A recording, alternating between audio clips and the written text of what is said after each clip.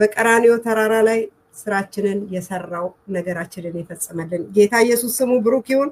ኢየሱስ ክርስቶስ ጌታ ነው። ዛሬ በጣም ኢምፖርታንት እና የማንደራደርበት ርዕስ ነው ይዘን የመጣ ነው። እንዳንድ ክርስቲያን ኒው ቦርን ክርስቲያን በክርስቶስ ኢየሱስ በቀራንዮ መስቀል ላይ ዋጋ እንደተከፈለለት ክርስቲያን ደግሞም ተስፋውን የሚመለከት ክርስቲያን ብድራቱን እንደሚያይ እንዳንድ ክርስቲያን የማንደራደርበት ርዕስ ነው ይዞልን መምህር የመጣው። ይሄውም ቅድስና ይላል። መጽሐፍ ሲናገር እኔ ቅዱስ ነኝና እናንተ ቅዱሳን ሁኑ ይላል። የባህሪው ተካፋዮች ልጆች ነው የሆነውና የቅድስናውም ተካፋዮች ነን። አባቴ ብሩካን እግዚአብሔር አምላክ የተባረከ ይሁን። ኢየሱስ ጌታ ነው። መምህር እንግዲህ እንኳን ደህና መጣህ ልልህ እወዳለሁ። አንተ የተባረከ እግዚአብሔር ሰው ባንተ ውስጥ ብዙ የታጨቀ ሀብት ነው ያለን። በእውነት ጌታ እስከሚመጣ ብንዝቀው የማያልቅ ሀብት ነው በመምህር ውስጥ እግዚአብሔር ያስቀመጠልን። በእውነት ነው የምላችሁ። ጸሎቱ ብትሉ ትምህርቱ ብትሉ እኔ እንደው እግዚአብሔርን አመሰግናለሁ። ክብር ለኢየሱስ ይሁንለት። ሼር አድርጉ የአባቴ ብሩካን። ዩቲዩብም ላይ ያላችሁ በየፔጁ ያላችሁ ሁላችሁም ሃሌሉያ ክብር ላንተ ይሁን አባ። እስቲ እናመስግንና ቀጥታ ወደ ፕሮግራማችን እንገባለን። ይሄ ፕሮግራም ተከታታይ ነው የሚሆነው።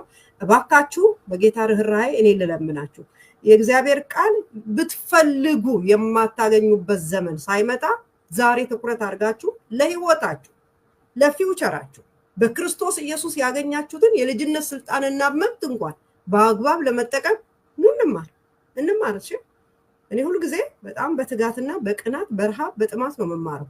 እንደምታዩት ነው። እኔ ብዙ ጊዜ እንኳን ማገልገል አልወድም፣ መማር ነው የምወደው ከቅዱሳን እግር ስር ቁጭ ብዬ። በእውነት እግዚአብሔር ይሄን ትውልድ ይርዳው። ይሄንን በትምህርት ንፋስ የተቅበዘበዘ ትውልድ፣ ይሄን ተስፋ የቆረጠ ትውልድ፣ ይሄን የከበረውን ከተዋረደው መለየት ያቃተው ትውልድ፣ ዕውቀት ከማጣት የጠፋ ትውልድ፣ ደሞም ዕውቀትን የጠላ ትውልድ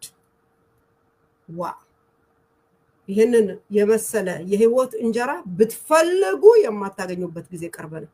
ጌታችን ይመጣል ደግሞ እና ይሄንን ፕሮግራም ዛሬውኑ ጀምራችሁ አታች አድርጋችሁ ተከታተሉ። ተከታታይ ትምህርት ነው የምንማረው። ቅድስና ማለት ምን ማለት ነው? መቀደስ ለምን አስፈለገ የሚለውን ሁሉ እናያለን ብዬ አስባለሁ። እግዚአብሔር ሆይ እናመሰግናለን ስለዚህ ጊዜ። በእውነት እግዚአብሔር ሆይ በልጅነት ስልጣን ከተሰጠን አንዱና ዋነኛው ነገር የባህሪ ተካፋዮች ነው ተብሎ ተጽፏል። ጌታ ሆይ ያንተ ባህሪ ደግሞ ጌታ ሆይ እኔ ቅዱስ ነኝ እናንተም ቅዱሳን ሁኑ ብለህ ትእዛዝን ሰጥተህናል። ይሄ የማናመቻምችበት የህይወታችን አንደኛና የመጀመሪያ አኗኗር ነው፣ ዘይቤ ነው። ጌታ ሆይ በጌታ በኢየሱስ ስም ያለ ቅድስና አንተን ማየት ማንም እንደማይችል ተጽፎልናል። ጌታ እግዚአብሔር ሆይ አንተን ለማየት ዛሬ በሐሰተኛ ነቢያት ትርክት በዘይት በቆርቆሮ በቆሌ በተለያየ ቅራቅንቦ አንተን ለማግኘት የምናደርገውን ተረት ወዲያ አሽቀንጥረን ጥለን በቃል እውነት ያንተን ሐሳብና ፍቃድ በማወቅ በእውነት የቅድስና ተካፋዮች ሆነን በዚህ ምድር ስንኖር አንተ የምትፈልግበትን ላይፍ ስታይል እንድንኖር ደግሞም ለራሳችን በረከት ለትውልዳችንም ፈውስ እንድንሆን ጌታ ሆይ አንተ ወደህን ጊዜ ሰጥተናል፣ እናመሰግናለን። አቤቱ በዚህ ጊዜ እንዳይጠቀሙ ጠላት ዲያብሎስ የሚያባክናቸው ከሶሻል ሚዲያ የሚያሯሩጣቸው የወሬ ትርክት ጆሮአቸውን የማይጠግብ እግዚአብሔር አምላክ በቤት ያሉ አህዛብን አይደለም፣ አህዛብስ አንደኛውን የለየላቸው ነው ጌታ። በቤት ያሉ ዘማሪያን፣ አገልጋዮች፣ ፓስተርስ እግዚአብሔር አምላክ ምእመን ሁሉም ካንተ ሊማር ይገባል። ማንም ሰው አንተን አውቆ የሚጨርስ የለም። አንተ አትታወቅ፣ ከመታወቅ በላይ ነህ። ጅማሬና ፍጻሜ የሌለ አምላክ በእኛ አእምሮ አትታወቅ። ገና እግዚአብሔር ለምሰጠህ ለዚች ለእንግድነት ዘመናችን የሚሆነንን ጥቂት ነገር ይዘን በዕለት ዕለት ኑሯችን በአሸናፊነት እንድንመላለስ ዓለምን፣ ሰይጣንን፣ ስጋን አሸንፈን ለአንተ ክብር፣ ለቅዱሳን ጥቅም፣ ለራሳችንም የተፈታ ደስ የሚያሰኝ እፎይ ብለን የምስጋና ኑሮ እንድንኖር የሚያደርገን አንተን ማወቃችን ነው። የምናውቅበት ደግሞ አንድና ብቸኛው የማይለወጠው መንገድ ቃልህ ነው። ጌታ ሆይ ቃልህን ልንማር ዛሬ እንደ ማርያም እግር ስር ቁጭ ብለናል። እዚህ እግር ስር ስለተቀመጡ ቅዱሳን አመሰግናለሁ። ወደ 32 ቅዱሳን በእግር ስር ተቀምጠዋል።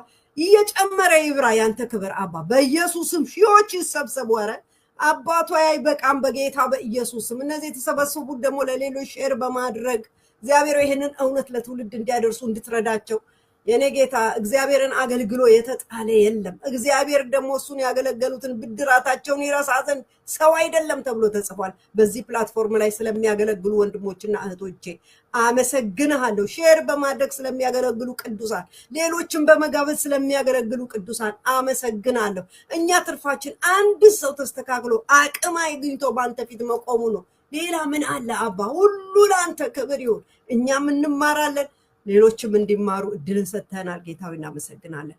ቀሪ ጊዜያችንን ሁሉ ባርክ። መምህርን ባርከው።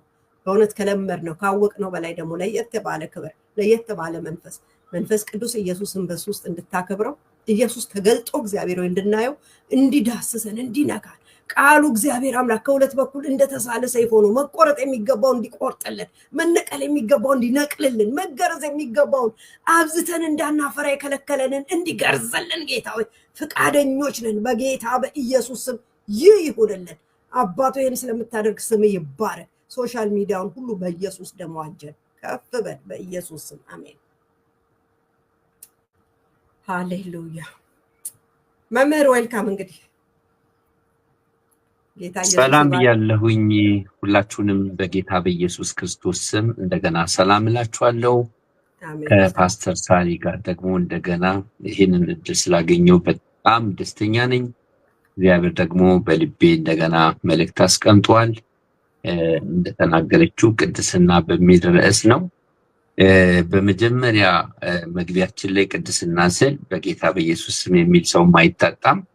ግን በእንደሱ አይነት አፕሮች አይደለም እኔ የምመጣው ዛሬ።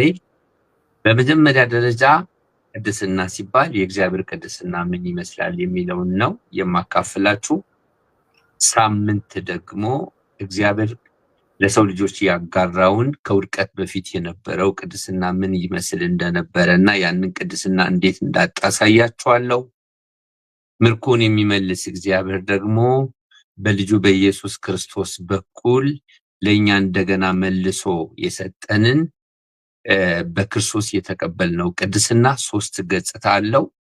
ያ ገጽታ ደግሞ ቅጽበታዊ ቅድስና፣ ተግባራዊ ቅድስናና ፍጹም ቅድስና ተብሎ 3 ገጽታ እንዳለው በ3 ክፍል ይከፈላል።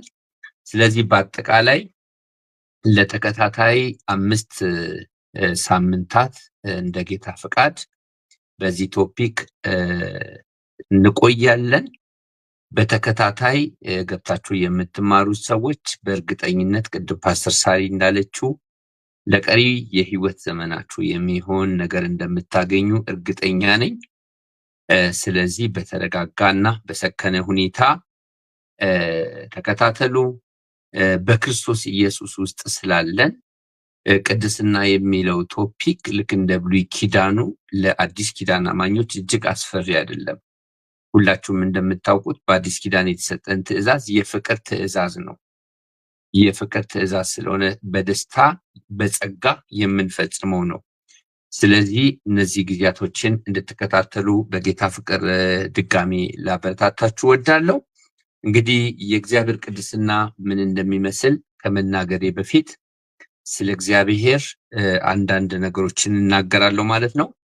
ሁላችንም እግዚአብሔር አምላክ የሚገለጥ አምላክ መሆኑን እናውቃለንና ይሄ ለሰው ልጆች የሚገለጠው እግዚአብሔር የራሱ ማንነትና የራሱ ባህሪ ያለው አምላክ ነው። ማንነት አለው፣ ባህሪ አለው። ሆኖም ደግሞ ማንነቱን ማንም አላየው። ከጥንት ጀምሮ እስካሁን ድረስ እግዚአብሔርን በእግዚአብሔርነቱ ማንም አላየው። ለምን ቢባል እግዚአብሔርን ማንም ሰው አይቶ በህይወት መኖር አይችልም። እግዚአብሔር እጅግ ታላቅ አምላክ ስለሆነ ማለት ነው። ስለዚህ እንዴት ተገለጠ ወደሚል ጥያቄ በምንመጣበት ጊዜ የማይታይ ማንነቱን የገለጠው በባህሪያቱ ነው። በባህሪ ነው። በዚህ ዓለም ላይ በሰማይ በምድር ከምድር በታች ባለው ፍጥረት ሁሉ ላይ ራሱን የገለጠው በባህሪው ነው። በባህሪው ስለተገለጠ ከባህሪው ተነስተን ነው ማንነቱን የምናውቀው እንጂ ማንነቱን አንድ ቀን ፊት ለፊት እስከምናየው ድረስ ማናችንም አናየውም ማለት ነው። ስለዚህ አየን የሚሉ ሰዎች ምንድነው ያዩት ተብሎ ቢጠየቅ እግዚአብሔር ራሱን ለነሱ ሊገልጥና እነሱ ሊረዱት በሚያስፈልገው መንገድ ራሱን ገለጠ ማለት ነው እንጂ እግዚአብሔር ጓዙን ጠቅልሎ ከሰማይ ወርዶ ለአንድ ሰው እስከ ቤቱ ድረስ መጥቶ ሁለንተናውን አየነው ማለት አይደለም። ይሄንን ልታስተውሉ ይገባል። ስለዚህ ስተቀልል ማንነቱ የተገለጠው በባህሪው ነው ማለት ነው። ስለዚህ የእግዚአብሔርን ማንነት ማንም ስላላየ ማንነቱን የገለጠው በባህሪው ነው። በዚህ ዓለም የተገለጡ የእግዚአብሔር ባህሪያቶች ስንመለከት ደግሞ ከፊል ነው። እግዚአብሔር ምን ያህላል? ራሱን ያህላል። ምን ያህላል? ማንም አላየው። ማንም አላየው። ታዲያ እንዴት አወቅነው? በተገለጠው ባህሪያቶቹ ልክ ነው። ምን ያህል ነው ባህሪያቱ የተገለጠው? ውስን ባህሪያቱ ነው የተገለጠው። ለዚህ ዓለም በሚመጥን መልኩ ዓለም ከእግዚአብሔር ጋር ስትነጻጸር በጣም እምንት ናት፣ ሁላችንም እንደምናውቀው። ስለዚህ በከፊል ነው የተገለጠው ማለት ነው። አሁን ይሄ ሁሉ ስለ እግዚአብሔር የሚወራው በዚህ ዓለም ልክ የተገለጠው ነው። እግዚአብሔርን በእግዚአብሔርነቱ ልክ ማየት የሚቻለው እዛ ሲኬድ ነው ማለት ነው። አሁን በዚህ ፍጥረት ልክ እንኳን የተገለጠውን አይምሯችን መረዳት ካልቻለ እሱም በሱነቱ ልክ ስናየው ደግሞ ምን እንሆን ይሁን እግዚአብሔር ይወቀው። ስለዚህ ሙሉ በሙሉ እግዚአብሔር ወደዚህ ዓለም ቢመጣ ኑሮ መጣ ነው የሚባለው። ተገለጠ የተባለበት ምክንያት በዚህ ልክ በዚህ ዓለም ልክ ራሱን ስላሳየ ነው። በሰው ሁኔታ ስላየ ነው። በሰው ሁኔታ ራሱን ስላሳየ ነው ማለት ነው። ስለዚህ የእግዚአብሔር ባህሪያቶችን በአጠቃላይ ስንመለከት በስንት ይከፈላሉ? አጠቃላይ ባህሪያቶቹ በሁለት ይከፈላሉ። እነዚህ ሁለቱም ባህሪያቶችን ስንመለከት የመጀመሪያው ባህሪው ለሰው የሚያጋራው እና ለሰው የማያጋራው ተብለው ነው ለሁለት የሚከፈለው። ሰው የተካፈለው ወይም ለሰው የሚያጋራው ባህሪያቶችን ከፊሎቹን ስተነትንላችሁ አንደኛው ፍቅር ነው። በአዲስ ኪዳንም በብሉይ ኪዳንም እግዚአብሔር የተገለጠበት። ሌላኛው አሁን የምናነሳው ቶፒክ ነው፣ ቅድስና የሚል ነው። ጽድቅ። እነዚህ የመሳሰሉቱ እግዚአብሔር ለሰው ያጋራቸው ለሰው ያካፈላቸው ባህሪያቶች ናቸው። ለሰው የማያካፈላቸው ባህሪያቶችስ ደግሞ ምንድናቸው ሲባል በከፊል ስናነሳ እግዚአብሔር ሁሉን ቻይ ነው፣ ሰው ሁሉን ቻይ አይደለም። እግዚአብሔር ሁሉን አዋቂ ነው፣ ሰው ሁሉን አዋቂ አይደለም። እግዚአብሔር በሁሉ ስፍራ የሚገኝ ነው፣ ሰው አንድ ጊዜ በሁሉ ስፍራ ሊገኝ የሚችል አይደለም። ስለዚህ ለሰው የማያጋራውና ለሰው የሚያጋራው ተብሎ በሁለት ተከፍሎ እንመለከታለን ማለት ነው። እንግዲህ የእግዚአብሔርን ባህሪ ስንመለከት በዚህ ትምህርት የምናነሳቸው ሁሉንም የእግዚአብሔርን ባህሪያቶች አይደለም፣ ቅድስና የሚለውን የእግዚአብሔርን ባህሪ ነው አብረን የምንማረው በዛሬው ዕለት ማለት ነው።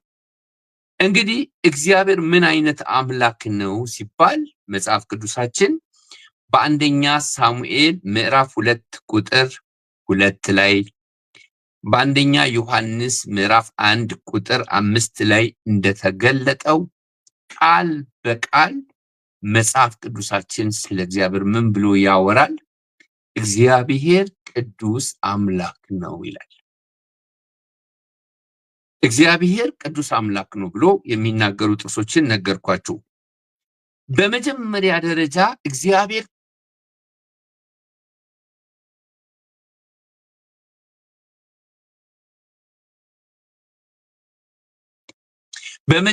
ደረጃ እግዚአብሔር ቅዱስ አምላክ ነው ስንል ከኃጢአት ጋራ በተያያዘ ሁኔታ ሳይሆን ማንም የማይመስለው ልዩ የሆነ ክቡር የሆነ አምላክ ነው ማለታችን ነው።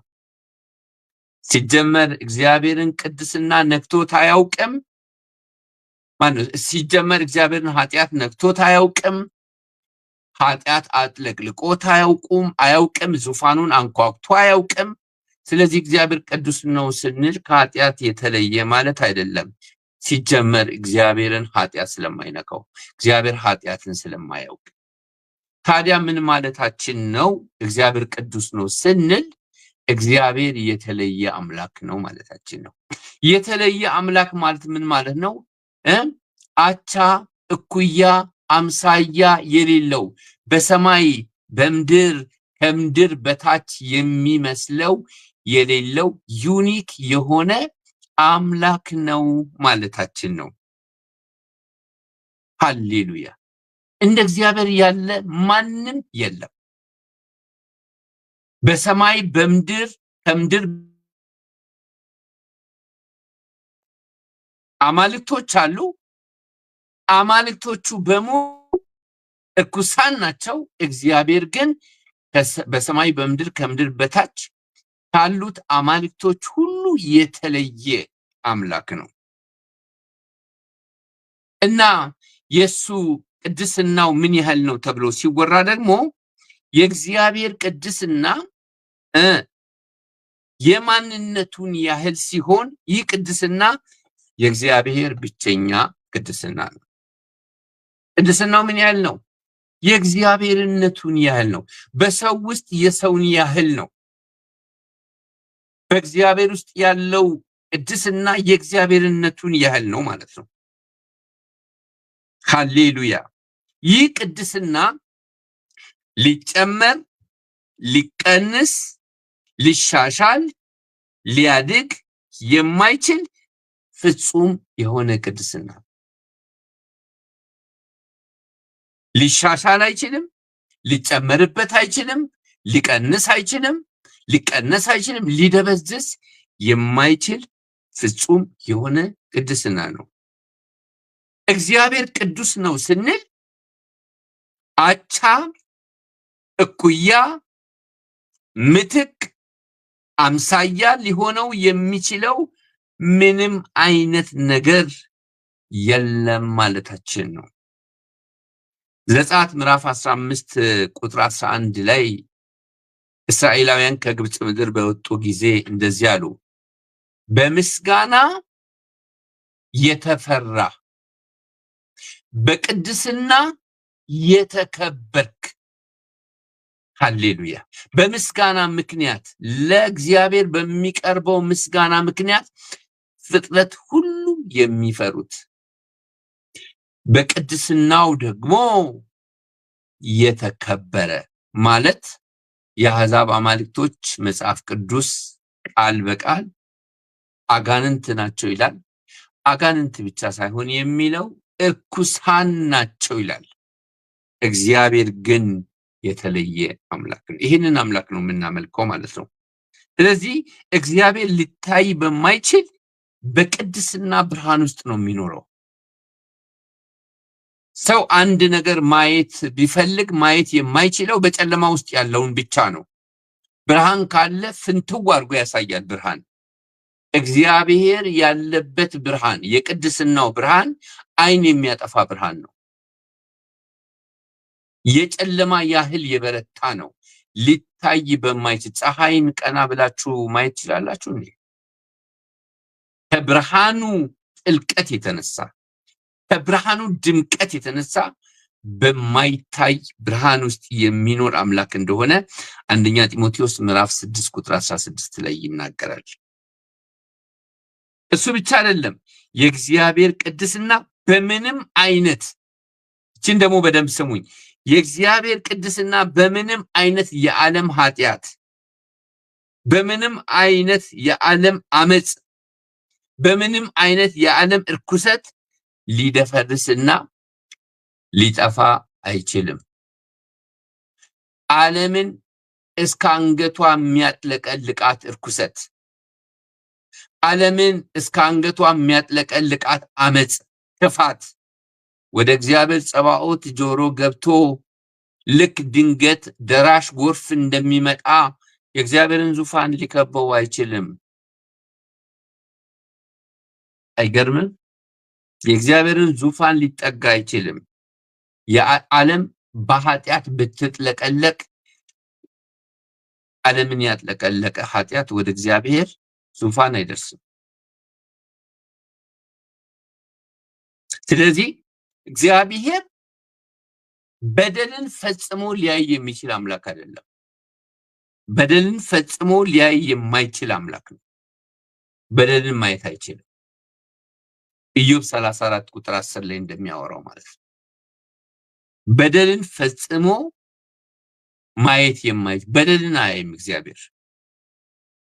ዕንባቆም 1:13 ላይ እንደሚናገረው የእግዚአብሔር አይኖች ክፉን አያዩም ይላል። የእግዚአብሔር አይኖች ክፉን ምን አያረጉም? አያዩም ይላል። ከቅድስናው ክብር የተነሳ እግዚአብሔር ክፋትን የሚያጠፋ እሳት ነው። ከቅድስናው ክብር የተነሳ ክፋትን ከዓለም ላይ ጥርግ ማድረግ ይችላል። አንድ ሀያል ሀገር እንኳን አንድ ከተማን ውድም ካደረገች የእግዚአብሔር ቅድስና በዓለም ላይ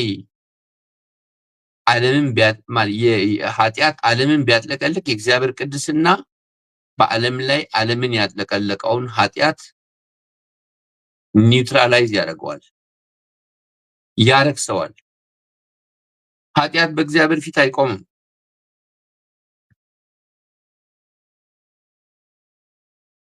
ከዓለም ኃጢአት የእግዚአብሔር ቅድስና ይበልጣል። በቅድስናው ፊት ሊቆም የሚችል ኃጢአት የለም።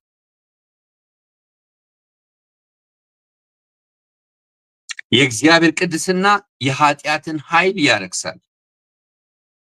እግዚአብሔር ስሙ ቅዱስ ነው። ቅድስናው ደግሞ በባህሪው ሁሉ ይታያል። ሁለት ሰዎች በተቃራኒ ጾታ ፍቅር ይነዳደፉና እግዚአብሔር ፍቅር ነው ብለው እርኩስ በሆነ ፍቅር ይወድቁና ያንን ፍቅር ቅዱስ ማድረግ ይፈልጋሉ። የእግዚአብሔር ቅድስና ከሰው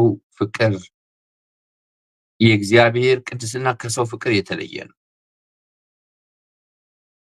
ምን ማለት ነው? በሌላ ቋንቋ ሳወራችሁ በሁሉ እግዚአብሔር ቅዱስ ነው። ቁጣው ቅዱስ ነው።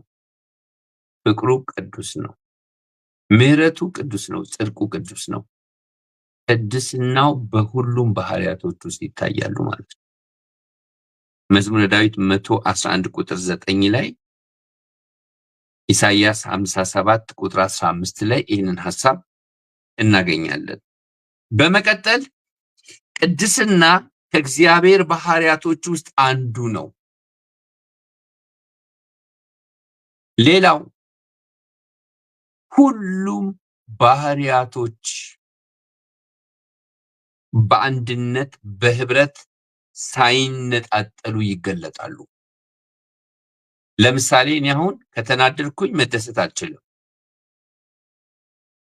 ካዘንኩኝ መሳቅ አልችልም። እግዚአብሔር ግን እንደዚህ አይነት ችግር የለበትም። ለምሳሌ በሌላ ቋንቋ ላስረዳችሁና የሰራዊት ጌታ እግዚአብሔር እንደዚህ ይላል፣ እናንተ ኢትዮጵያውያን ልቤ እጅግ በጣም ተሰብሮብኛል በእናንተ ኃጢአት ምክንያት ብሎ እግዚአብሔር ቢናገር አሜሪካን ሀገር ተደውሎ እግዚአብሔር ዛሬ እኮ አዝኗል አይባልም። አሜሪካን ሀገር ነብይ ያስነስቶ እጅግ በእናንተ ደስ ብሎኛል ሊል ይችላል። እዚያ አዝኛለሁ ይላል፣ እዛ ጋር ተደስቻለሁ ይላል። ሰው ግን እንደሱ ማድረግ ይችላል? አይችልም። ሰው ከተደሰተ ተደሰተ ነው፣ ካዘነ አዘነ ነው፣ ከተናደደ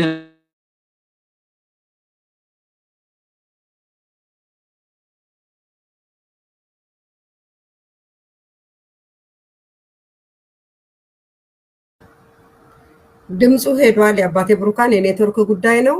እየታገስን ይሁን። በዛ ላይ ደግሞ ፎሎው ሼር አድርጉ። ሌሎቹን ፔጆቻችንን ፎሎ አድርጉ። እዚህ ጋር የምታያቸውን ሳራ እንግዳ፣ ሳራ ቱ ጂሰስ የሚሉትን ፔጆች ፎሎ እያደረጋችሁ ከኛ ጋር ቆዩ። ይቀጥላል። መምህር የተባረከ ጊዜ ነው። ሃሌሉያ። ፍሪዝ አድርጎታል። እንግዲህ ለጥቂት ደቂቃ እንታገሳለን ማለት ነው። ሰላም ለእናንተ ይሁን። ታሪኩ በዩቲዩብ የገባ እና ደግሞ አቢሲኒያ ዮርድዬ ነሽ። ሰላም ሰላም ለእናንተ ይሁን። የአባቴ ብሩካን የተወደዳችሁ እንኳን ደህና መጣችሁ። መምህር በሌላ አቅጣጫ ገብቷል። ይቅርታ ኔትወርክ ነው። ሐሳቤንም እየተቀለልኩኝ ነው። ስለዚህ የእግዚአብሔር ባህሪያቶች በአንድነት ነው የሚሰሩ። ሲያዝን አንድ ቦታ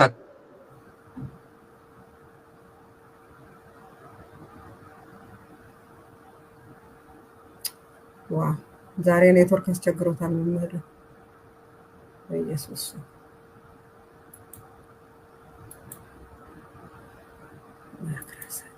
በጌታ በኢየሱስ ስም ልቀቅ። እንማራለን። የእግዚአብሔርን ቅድስና እንማራለን። ባህሪውን እንማራለን። እውቀት ይበዛልናል።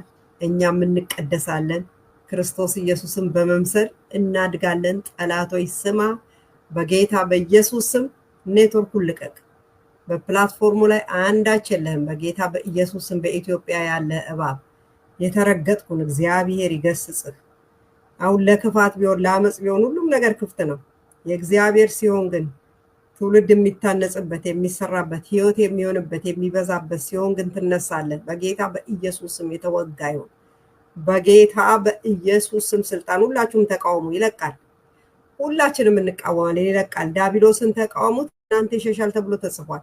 በጌታ በኢየሱስ ስም ስልጣን ዲያብሎስ ሽሽ፣ ከዚህ ፕላትፎርም ሽሽ። ከመምህር መርከቡ ኔትወርክ ከቤቱ ከዙሪያው በኢየሱስ ደም ጠረግናችሁ። ልቀቁ። ፕላትፎርሙን ልቀቁ። ኔትወርኩን ልቀቁ። ቅድስናን እንማራለን። የባህሪው ተካፋዮች እንሆናለን። ክርስቶስ ኢየሱስን በመምሰል ህይወታችን ይቀየራል። ተባርከን ለበረከት እንሆናለን። ጠላት ዲያብሎስ በጌታ በኢየሱስ ስም ወጥመድክን እናፈርሳለን። ስራህን እናፈርሳለን። እቅድ፣ ፕላን፣ ጥንስስክን አለቅልቀን በኢየሱስ ጌታ ስም እንደፋለን። ኢየሱስ ክርስቶስ ጌታ ነው። ሃሌሉያ። ክብር ለመንፈስ ቅዱስ ይሁን። አምላካችን የታመነ ነው። ይገባል። ኢየሱስ ያድናል። ሁሌም እንደዚህ ነው። የኢትዮጵያ ኔትወርክ ያው እንደምታውቁት ነው። ክብርና ምስጋና ለአምላካችን ይሁን። ኢየሱስ ያድናል። እናንተም በዩቲዩብ ላይ ያላችሁ ይሄንን ኮሜንት የማደርግበትን ፔጅ ፎሎ አድርጉ። ይሄኛውንም ፔጅ ፎሎ አድርጉ። ለምን አንደኛው ሲገባ በሌላኛው እንድንገናኝ ነው። እኔ በጣም ብዙ ፔጆች ነው የምከፍተው። ብዙ አካውንት ለምሳሌ የዩቲዩብ አካውንት በጣም አዲስ ነው። የነበረውን ዘግተውብኝ በኮፒራይት መዝሙር ሰማችሁ ብለው ዘማሪት ናት ያዘጋችብኝ። በጣም የብዙ ጊዜ ዩቲዩብ አካውንቴን ማለት ነው። ጌታ ኢየሱስ ይባርካትና አሁን ይሄ አዲስ ነው። ሰብስክራይብ አድርጉ። ግን ዩቲዩብንም ይሄንን ሊዘጉ ስለሚችሉ እነዚህን ሳራ እንግዳ፣ ሳራ ቱ ጂሰስ የሚለውን ፔጆች ፎሎ አድርጉ። የአባቴ ብሩካን ጌታ ሲናገር እኔ እስከምመለስ ድረስ የኢየሩሳሌምን ከተሞች ዞራቸው አጨርሱም ብሏል። እኛ እንከፍታለን አዳዲስ አካውንት። ጠላታችን ይዘጋዋል። አንቲክራይስት የሆነ መንፈስ፣ ኢየሱስን ተቃዋሚ መንፈስ በተለይ በዚህ በእስራኤል ሆኖ ጌታ ኢየሱስን መስበክና ማገልገል ቀላል እንደሆነ እናውቃለን፣ እንዳልሆነ እናውቃለን። እና ሌሎቹን ፔጆች ፎሎ አድርጉ ልላችሁ ነው። መምህር ዌልካም። እሺ እንግዲህ ኔትወርክ ነው። በጣም ይቅርታ ሰዓቱ ትንሽ አይመችም እኛ ጋር ኢትዮጵያ። አሁንም ቀይሬ ነው ያለውን ሐሳብ ትንሽ ቶሎ ብዬ ጠቅለል ለማድረግ እሞክራለሁ። ምንድነው ያልኳችሁ እንዳትረሱት።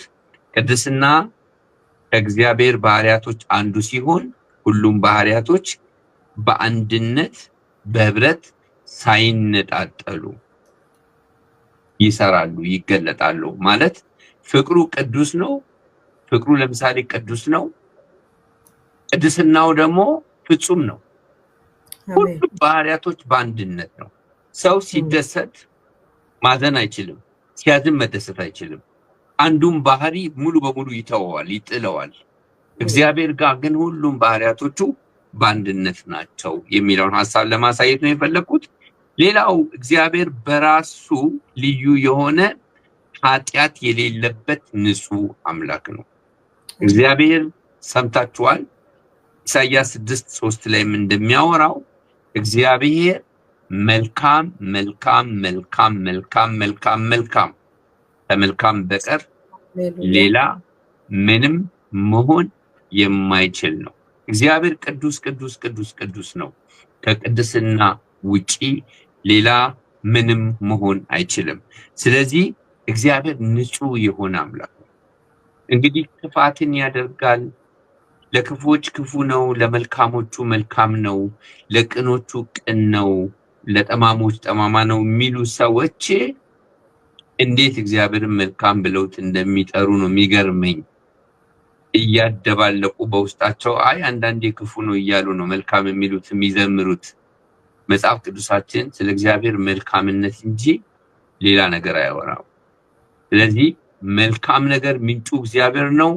ክፉ ነገር ምንጩ እግዚአብሔር ሊሆን በፍጹም አይችልም። ለዚህ በጣም መጽሐፍ ቅዱሳዊ ጥናቶች ያስፈልጉናል። አረዳዳችን ሊስተካከል ይገባል። እግዚአብሔር መልካም መልካም መልካም መልካም መልካምና መልካም መልካም ብቻ እንጂ ከመልካም ውጪ ሌላ በፍጹም ሊሆን ምንም ሊሆን አይችልም። እግዚአብሔር ሁል ጊዜ መልካም ነው ማለት ነው።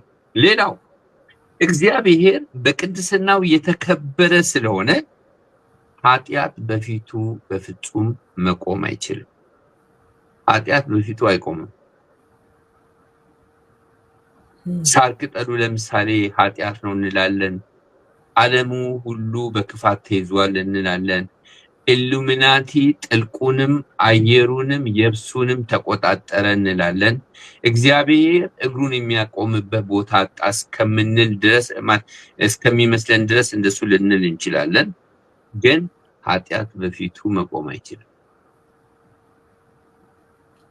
በክርስቶስ እንኳን የተገለጠውን የእግዚአብሔርን ቅድስናና የእግዚአብሔርን ጽድቅ ሊገዳደር የሚችል ኃጢአት የለም። ይሄን ታውቃላችሁ።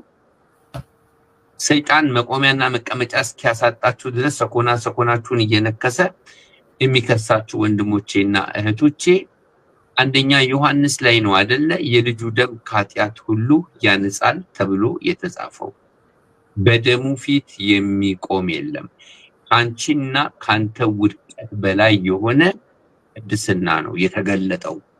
የኢየሱስ ክርስቶስ ጽድቅና የኢየሱስ ክርስቶስ ቅድስና ይሄን ዓለም ከበከለው ኃጢአት ብቻ አይደለም።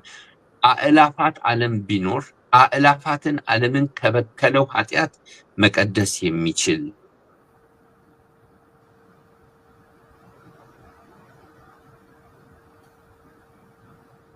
ሃሌሉያ። ስለዚህ ኃጢአት በፊቱ መቆም አይችልም። በቅድስናው ፊት የሚቆም ኃጢአት የለም። ቅዱሱ እንኳን መቆም አይችልም፣ እንኳን ኃጢአት።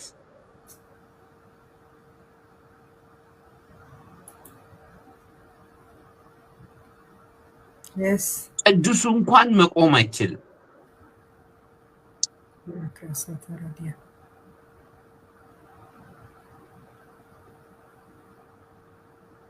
ሄድክ እንዴ?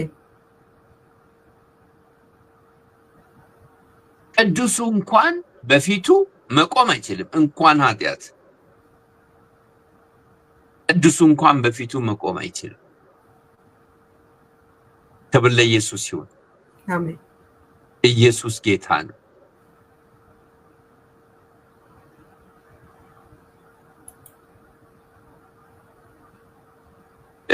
ሌላው እግዚአብሔር በቅድስናው ክቡር እጅግ የላቀ በመሆኑ በዓለም ኃጢአት ቅድስናው ሊደበዝዝ አይችልም።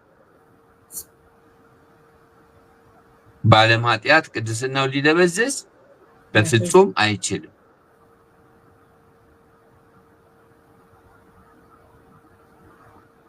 ዋው! ጌታ ይገስጸው። ጌታ ይባረክ። ሙሉ መቤት አዳዲሶች ሰላም ለእናንተ ይሁን። እንኳን ደህና መጣችሁ። ከገባችሁበት ፔጅ እና እንትና አንጻር ሌሎቹንም ፎሎ፣ ላይክ፣ ሰብስክራይብ አድርጉ። ምክንያቱም ያው እንደምታዩት ነው፣ ውጊያው ኃይለኛ ነው። ይሄን ኦንላይን ፕሮግራም ከተጀመርን ወደ 6 ዓመት አልፎናል። ኮቪድ እንደጀመረን የጀመርነው እግዚአብሔር በዚህ ፕሮግራም ታላላቅ ስራዎችን እየሰራ ነው። ዛሬ አርብ ዘመንን የመዋጀት እሁድ ማታ ደግሞ መጽሐፍ ቅዱስ ጥናት አለን። እሁድ ላይ የምናጠናው የፊልጵስዩስን መጽሐፍ ነው። ፊልጵስዩስን እያጠናን ያለ ነው። ሮብ ደግሞ እንደ እግዚአብሔር ፍቃድ ጋብቻና ስኬታማ ቤተሰብን እናጠናለን። ጋብቻ ማንን ላግባ፣ እንዴት ላግባ፣ የጋብቻ ዝግጅት ውጤቱ፣ ሚስት ምን መሆን አለባት፣ ባል፣ በጣም ዲፕሊ ትምህርቶችን እየተማርን ነው። እነዚህን ፔጆች ሰብስክራይብ ብታደርጉ ይህንን ሳራ ቱ ጂሰስ የሚለውን ሳራ እንግዳ የሚለውን የዩቱብም ላይ ያላችሁ እግዚአብሔር አምላክ ይባርካችሁ። ከኛ ጋር ሁኑ፣ ለሌሎችም በረከት ሁኑ፣ ሼር አድርጉ ለማለት ፈልጌ ነው። ጌታችን እንዲና እንዲያያልን ይመጣል። ኢየሱስ ጌታ ነው። የተባረካችሁ። እኛ ከዚህ ምንም ነገር የምናገኘው ጥቅም የለም። ጥቅማችን ማነጽ ነው፣ መተናነጽ ነው፣ እርስ በርስ መሰራራት ነው፣ አንዳችን ለሌላችንን መሳልና ለጌታ ቀን ማዘጋጀት ነው። ክብር ለኢየሱስ ይሁን። መምህር ይገባና ያጠቃልልናል። ያው የታወቀ ነው። ወይንም በዋትስአፕ ላስገባው መሰለኝ። ምን ትላላችሁ? በዋትስአፕ በድምጽ ላስገባው? እስቲ ኮሜንት አድርጉ። በዋትስአፕ በድምጽ አስገቢው የምትሉ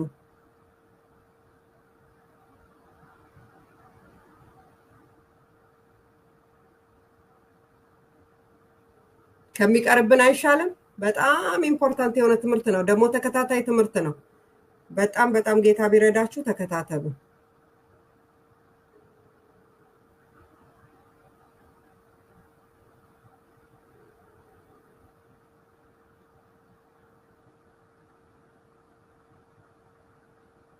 እዚህ ጋር የለም ዋትስአፕ ላይ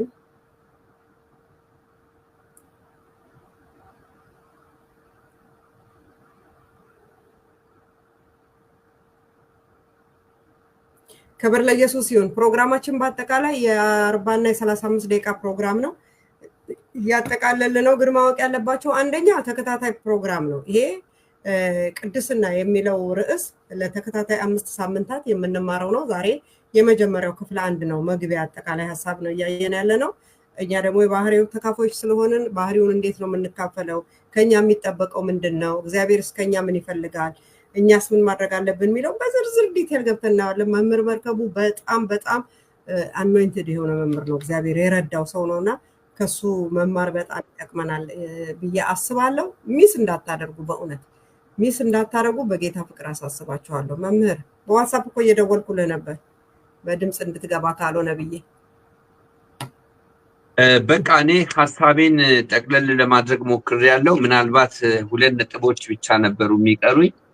እነሱን ሐሳቦች ልጨርስና በሚቀጥለውም ሪቫይዝም ስለማደርግ ሌላ ኦፕሽን እናደርጋለን። ኔትወርኩ ትንሽ ማታ ያስቸግራል። ማለዳ ሌሊት ከ10 ሰዓት እስከ 2 ሰዓት ያለው ፕሮግራም ምንም አስቸግሮኝ አያውቅም። ማታ ላይ ግን ሰሞኑን ከኮሪደር ልማቱ ጋር በተያያዘ ትንሽ የመጨናነቅ ነገር አለው። እንደዛ ስለሆነ ነው። እግዚአብሔር በቅድስናው እጅግ የላቀ በመሆኑ በዓለም ኃጢአት ቅድስናው ሊደበዝዝ አይችልም። ምን ያህል ታላቅ አምላክ እንደሆነ እንድታስተውሉ ነው እያንዳንዱን ፖይንት በተለየ መልክ ላሳያችሁ የምፈልገው ማለት ነው። ስለዚህ ቅድምም ተናግሬያለሁ። ሌላው እና የመጨረሻው እግዚአብሔር በቅድስናው ክብር የተነሳ እግዚአብሔር ከቅድስናው ክብር የተነሳ በአሕዛብ አማልክት ሁሉ ዘንድ እጅግ የተፈራ አምላክ ነው። አሜን። እውነት ነው። አሜን። በሰማይ በምድር ከምድር በታች ያሉቱ ስሙን መጥራት አይደለም ስሙን እንድናስብ አይፈቅዱልንም። ያንን እንዳጠሩ ነው የሚሉት። ዙፋናቸው ነው የሚከነባበለው። እንግዲህ ይህ አምላክ ነው። የኛ አምላክ አጋንንት አይደለም። የኛ አምላክ እርኩስ አይደለም። የኛ አምላክ የተራ የምድር አምላክ አይደለም። የቤት አምላክ አይደለም። የጥልቅ የዘር ማንዘር አምላክ አይደለም። በሰማይ የሚመለክ የከዋክብት የጨረቃ አማልክት አይደለም። የኛ አምላክ የሚታየውን የማይታየውን የፈጠረ እጅግ ታላቅ አምላክ። ስለዚህ እኔ ቅዱስ ቅዱስ ቅዱስ እያልኩኝ እግዚአብሔርን ሳመልከው በተለየ መልክ ነው። በተለየ ዩኒክ የሆነ ጋድ ነው። ይሄን አምላክ ነው የምታመልከው። ይሄን አምላክ ነው የምታመልከው። ይሄንን አምላክ ለማገልገል ይሄንን አምላክ ለማምለክ ነው የተጠራው። እንዴት አይነት እድለኞች ነን እኛ! እንዴት አይነት እድል! አስበን አልመነው የማናውቀውን እጅግ ታላቅ የሆነ እድል ነው ያገኘነው። በዚህ እጅግ በጣም ደስ ልንሰኝ ቀደም እህታችን ፓስተር ሳሪት እንደተናገረችው እኔ ቅዱስ ነኝና እናንተም ደግሞ ቅዱሳን ሁኑ ብሎናልና በሰማይ በምድር ከምድር በታች አማልክትን በተመለከተ እንደ እግዚአብሔር ያለ ማንም የለም። በመቀጠል እኛ ደግሞ የቅድስናው ተካፋዮች ስለሆነን ሙሴ ዘጸአት 13 ላይ ዘዳግም 33 ላይ እንዳለው ይስሩን ሆይ በሰማያት ለረድኤት በደመናት ላይም በታላቅነት እንደሚሄድ እንደ እግዚአብሔር ያለ ማንም የለም ካለ በኋላ ታች ወረድ ብሎ እስራኤል ሆይ ምስጉን በእግዚአብሔር የዳነ እንዳንተ ያለ ሕዝብ ማን ነው? ከአማልክት እንደ እግዚአብሔር ያለ የለም፣ ከሰዎች እንደኛ ያለ የለም። ከአማልክት እንደ እግዚአብሔር ያለ የለም፣ ከኛ ከሰዎች ደግሞ እንደኛ ያለ የለም። ለምንድን ነው እንደኛ ያለ ማንም የለም የተባለው? የተለየውን አምላክ የምናመልክ ስለሆነ ነው። ስለዚህ በቀረልን የህይወት ዘመናችን ይህንን አምላክ ስናመልከው፣ ይህንን አምላክ ስንቀድሰው፣ ስሙን ስንጠራ በፍርሃት በአክብሮት ልናመልከው ልናከብረው ይገባልና የእግዚአብሔርን ቅድስና በተመለከተ ነው ዛሬ ላሳያችሁ የሞከርኩት። በፖይንት ነው ያስቀመጥኩላችሁ። እንግዲህ ደጋግማችሁ ስትሰሙ በህይወታችሁ በጣም ድንቅ ትርጉም የሚያመጣ መልእክት ነው። በሚቀጥለው ጊዜ ክፍል 2 ላይ ደግሞ ይሄ አምላክ እንዴት ነው ለሰው የራሱን ቅድስና ባህሪ ያካፈለው? ሃሌሉያ! የሰው ቅድስና ምን ያህል ነበረ?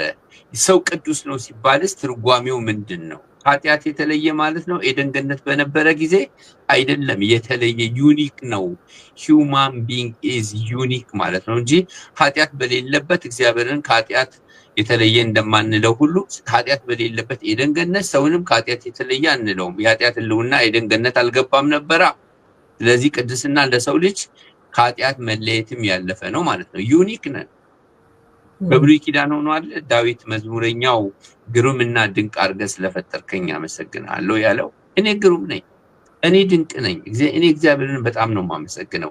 ብዙዎቻችሁ ስለመዳናችሁ እንጂ ስለመፈጠራችሁ አመስግናችሁ አታውቁም።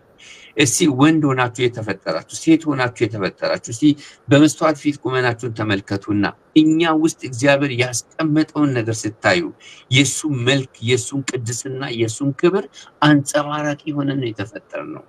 ሰው ክቡር ነው ይላል መጽሐፍ ቅዱስ። ስለዚህ በሚቀጥለው የሰው ቅድስና ምን እንደሚመስልና ያንን ቅድስና እንዴት እንዳጣ እናወራለን። ከዛ በኋላ ስለ 3ቱ ገጽታዎች ደግሞ አብረን እንማማራለን። ድንቅ ጊዜ እንደሚኖረን በጣም እርግጠኛ ነኝ።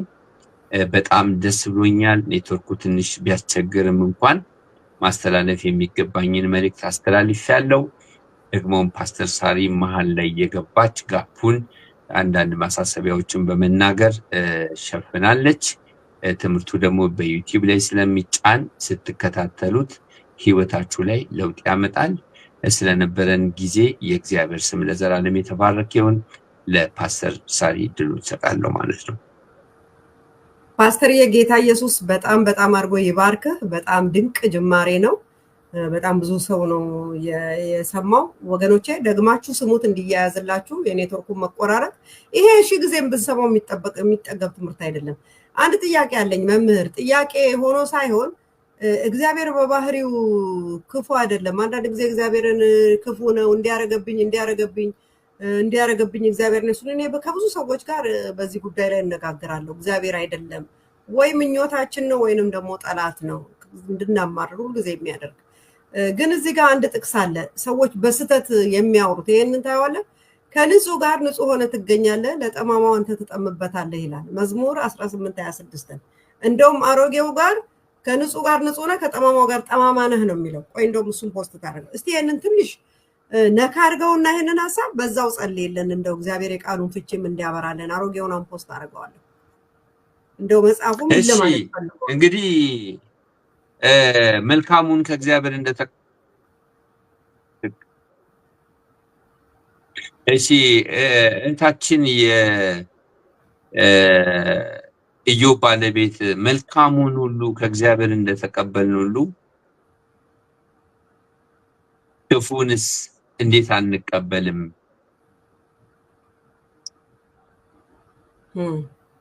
አለው አይደለ?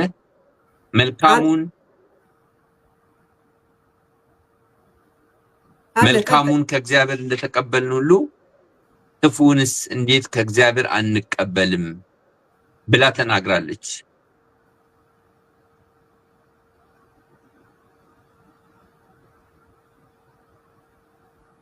ኦኬ ኢዮብ ነው የተናገረው፣ ሚስቱ አይደለችም። እሺ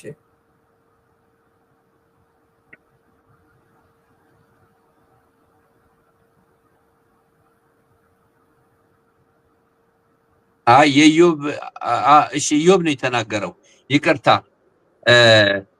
እና ኢዮብ ነው የተናገረው። ልክ ነው። እሰማለሁ አይደለ? ልቀጥል? አዎ ትሰማለህ መምህር፣ በደንብ ቀጥል። እሺ እና ያ ምን ተደርጎ ነው የተወሰደው?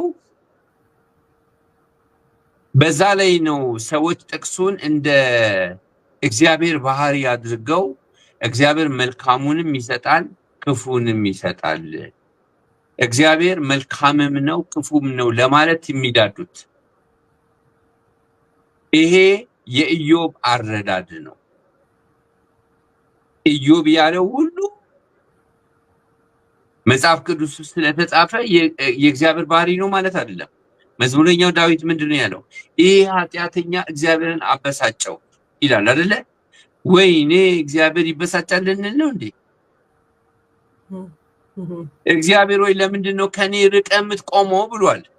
ወይኔ ወገኖቼ ሆይ እግዚአብሔር አንዳንዴ ከኛ ርቆ ይቆማል። ይኸው አስደናቂ የእግዚአብሔር ቃል እዚህ ጋር ተጽፏል ልንል ነው እንዴ? የሰዎች አረዳድ ነው፣ የሰዎች አባባል ነው። ሰዎች በተሳሳተ መንገድ ለእግዚአብሔር የሰጡት ስያሜ ነው። ለምሳሌ እግዚአብሔር ለአእምሯቸው አሳልፎ ሰጠ ሲባል ያሳብዳል እግዚአብሔር ማለት ነው? እግዚአብሔር አያሳብድም። እብደት የእግዚአብሔር ባህሪ አይደለም። ከውድቀት ጋራ በተያያዘ የሰይጣን ባህሪ ነው። ሰይጣን ደግሞ በሰዎች ውስጥ የሚያደርገው ነገር ነው። እግዚአብሔር ለአእምሮ አሳልፎ ሰጠ ማለት ተወው ነው። የፈለከውን አድርግ ብሎ ተወው ነው። አለበለዚያ ራሱ እግዚአብሔር ኃጢአተኛ ሊሆን ነው። ለምሳሌ መዝሙረኛው ዳዊት 51 ላይ ምን ይላል? ኦሪዮንን ካስገደለ በኋላ የኦሪዮንን ሚስት ለራሱ ሚስት አድርጎ ከወሰደ በኋላ ናታን መጥቶ ሲናገረው በጥበብ ሲናገረው ንስሐ ሲገባ ምንድነው ያለው? ይሄንን ኃጢአት እኮ እንዳልሰራ ልትከለክለኝ ትችል ነበር፣ ለምንድነው ዝም ያልከው ነው ያለው። ስለዚህ እግዚአብሔር ኃጢአት አያሰራም ማለት ነው። ለራሳችን አሳልፎ ይሰጠናል ማለት ነው። ስለዚህ ከጠማማ ጋራ ጠማማ ሆነ ትገኛለህ ብለን ወገኖቼ፣ አንዳንዴ እግዚአብሔር እኮ ይጠማል። አይገርምም? እኔ ብቻ አይደለም ጠማማ ልንል ነው ማለት ነው። ይሄ እንደዚህ አይደለም። መጽሐፍ ቅዱስ የሚያወራው ምንድነው? ጠማማውን ለራሱ አእምሮ አሳልፈ ትሰጠዋለህ፣ ትተወዋለህ ነው። አትመልሰውም። ከፈለክ እልከኛው ሰውዬ በእልኩ ሲቀጥል ከምሕረት ከቸርነት የተነሳ ከፈለክ ትመልሰዋለህ፣ አለበለዚያ በራሱ ጊዜ ትተወዋለህ ነው። ስለዚህ በእርግጠኝነት የምነግራችሁ መንግስተ ሰማያት ውስጥ እግዚአብሔር ጋር ክፉ ባህሪ የለም። እግዚአብሔር መልካምና መልካም። ታዲያ ሁሉ ክፋት የት መጣ ከተባለ ከሰይጣን ውድቀት፣ ከሲሶ መላእክት ውድቀትና ከሰው ልጅ ውድቀት ጋራ በተያያዘ ያንን እግዚአብሔር በሉዓላዊ ችሎታው እንዲሆን በሰው ልጅ ላይ ይፈቅዳል። ሞት ከመንግስተ ሰማያት ነው የወጣው። ኃጢአት ውጤት አይደለ? ሞት በእግዚአብሔር መንግስት ውስጥ አለ ማለት ነው። ጌታ ይባረካው። መንግስተ ሰማያት ስንሄድም ደግሞ አንዳንድ ሞቶችን እንጋፈጣለን ልንል ነው። ሞት የኃጢአት ውጤት ነው። ሞት የለም። ስለዚህ መጽሐፍ ቅዱስን ያው ስርዓት ባለው መንገድ አልተማርንም አይደለ? ፓስተር ሳሪ ሁሉም በየራሱ ነው ሲተረጉም የተማረውና በዛ ምክንያት ነውና እንደዚህ አይነት ደግሞ ስርዓት ባለው መንገድ የእግዚአብሔርን ቃል ስናስተምራችሁ ኮሬክት ማድረግ ትችላላችሁ ለማለት ነው። ጌታን እጅግ አድርጌ አመሰግናለሁ። እንግዲህ ሆፕ በቂ ባይሆንም ኔትወርኩ ያንገታገተን ስለሆነ ጥቂት መልስ እንደመለስኩኝ አስባለሁ። በጣም በቂ ነው መምህር፣ በጣም በቂ ነው። የአባቴ ብሩካን በዚህ ፕላትፎርም ላይ ያላችሁ አንድ ነገር አስተውሉ። እግዚአብሔር በባህሪው ጠማማ አይደለም፣ በባህሪው ክፉ አይደለም። ክፉ ቢሆን ኖሮ ለኛ ይገባል ነበር እንዴ? በቀራንዮ መስቀል ላይ ወጡ መስጠት፣ ደሙን ማፍሰስ፣ እንዲተፋበት አምላክ ሆኖ ሳለ ሰው መሆን ይገባው ነበር እንዴ? ኖ ኖ ኖ። ምን ማለት መሰላችሁ? ባጭሩ ቫይስ ቨርሳ መምህር ካለው ጨምሬ ከቸር ሰው ጋር ቸር ሆነ ትገኛለህ፣ ከቅን ሰው ጋር ቅን ሆነ ትገኛለህ፣ ከንጹህ ጋር ንጹህ ሆነ ትገኛለህ፣ ከጠማማው ጋር ጠማማ ሆነ ትገኛለህ ማለት ባጭሩ ምን ማለት ነው ልንገራችሁ? ሰውን የዘራውን ያንኑ ታሳጭዳለህ ነው። ሪዋርድህ የዘራኸው ነው። በቃ አለቀ። የዘራኸውን ንስሐ ካልገባህና ካልተስተካከልክ ስንዴ ዘርተህ ጤፍ አትጠብቅ፣ ኩርንችት ዘርተህ ፓፓያ አትጠብቅ ማለት ነው። እግዚአብሔር ምን ማለት ነው? ጻድቅና እውነተኛ ፈራጅ፣ የሰውን ፊት አይቶ የማያዳላ ለእያንዳንዱ እንደየስራው ዋጋውን የሚሰጥ አምላክ ነው ማለት። አመሰግናለሁ። መምህር ጸልይልን። እሺ እንጸልያለን ሁላችንም። እግዚአብሔር አምላካችንና አባታችን ሆይ ዛሬ ስለተማርነው ስላንተ ባህሪ፣ ስለ ቅድስና በሰማይ በምድር ከምድር በታች እንዳንተ ያለ ቅዱስ አምላክ የለም። በምስጋና የተፈራህ ነህ። በቅድስና ምክንያት እጅግ የላቅ አማልክት እንደመሆን መጠን አማልክቶች ሁሉ ይንቀጠቀጡልሃል። አቤት እንዴት አይነት ልዩ አምላክ ነህ! እንዳንተ ያለ አምላክ የለም። አንተን የመሰለ አምላክ ልናመልክ ስለተጠራን፣ ላንተ ለመሰለ አምላክ ልንቀደስ ስለተጠራን፣ ያንተን ቅድስና የምንገልጥ ስለሆነን፣ ያንተን ቅድስና የምናንጸባርቅ ስለሆነን፣ ያንተ ቅድስና ተካፋዮች ስለሆነን እግዚአብሔር በኢየሱስ ስም አመሰግናለሁ። ቃላት የለንም። ቅድስና ማሰላሰል ብንጀምር አይምሮአችንን ነው የምናጣው። ቢዮንድ ነው፣ ከአይምሮ በላይ ነው። ስለ ታላቅነት፣ ስለ ቅድስና፣ ስለ ክብር፣ ስለ መፈራት በኢየሱስ ክርስቶስ ስም አመሰግናለሁ። ደግሞም እጸልያለሁ በስም ይህንን ትምህርት ጀምረናል። ለሚሰሙት ሁሉ መንፈስ ቅዱስ ጸጋን እንድሰጥ፣ በአንተ ቅድስና እንዲደመሙ። ያንተ ቅድስና ነው ኃጢአትን የሚያረክሰው። ያንተ ቅድስና ነው ከሰው ውስጥ የኃጢአትን ኃይል የሚሰብረው። ይሄ ቅድስና እንጂ ሰው ጥሮ ግሮ ለአንተ የሚያመጣል በፊት የሚኮለኩልል ቅድስና የለም። ይሄንን ቅድስና ሜዲቴት በማድረግ በአንተ ቅዱስ አምላክ እንዲቀደሱ እንድትረዳቸው ጸልያለሁ። እያንዳንዷን እዚህ የምንማራትን ትምህርት በማስተዋል እንድንሰማ፣ በማስተዋል እንድንረዳ፣ ደግሞም በህይወታችን እንድንተገብር፣ ለሚሰሙን ለሚጠይቁን ሁሉ ምላሽ እንድንሰጥ እንድትረዳን ጸለይኩኝ። ስለሰጠህን ጊዜ ሁሉ ስምህ ይባረክ። ክብር በሰማይና በምድር ላንተ ይሁን። በናዝሬቱ በጌታ በኢየሱስ ክርስቶስ ቅዱስና ሕያው ስም አሜን። አሜን አሜን። መምህር ተባረክ። ጌታ ኢየሱስ ይባርክ። የአባቴ ብሩካን እናንተም ተባረኩ። የዛሬውን ፕሮግራማችን በዚህ ስናጠቃልል በሚቀጥለው እሁድ ልክ በኢትዮጵያ ሰዓት አቆጣጠር 2 ሰዓት ላይ ደግሞ በመጽሐፍ ቅዱስ ጥናት የኤፌሶን ጥናት ከሕያው ማዕድ ፕሮግራም ላይ እንገናኛለን። እስከዛ ድረስ የእግዚአብሔር ጸጋና ሰላም ከሁላችሁ ጋር ይሁን እያልኩ የምሰናበታችሁ ዲሳይፕልሺፕ ኢንተርናሽናል ክራይስት ሚኒስትሪ እስራኤል። ደህና ነሽ?